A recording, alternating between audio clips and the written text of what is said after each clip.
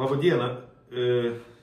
Noriu pristatyti naują dėžutę šitiem Paw Patrol žaisliukams ir saldainiams. Padarėm atvirą kampą, kad pirkėjas galėtų matyti, ką jis turės. Tai suformuojam automatinį dugną. Čia padarėm tokį laikiklį, kuris prilaikys žaisliuką. Įstatom žaisliuką į patį kampą.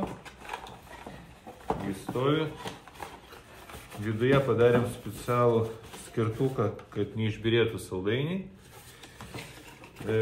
Prašėt sustiprinti rankinėlę, tai padarėm vietoj dvigubos trigubą rankinėlę su papildomu užraktu.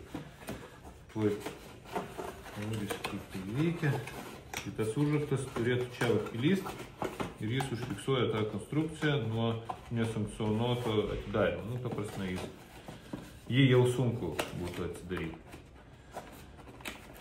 Šonai fiksuojame taip pat kaip ir pernai, apačia viršus. Ir taip atrodo tas reikalas. Jis į vidų neįsistumė, šiek tiek gabaritai išsikiša, bet nekritiškai. Tai maždaug toks variantas.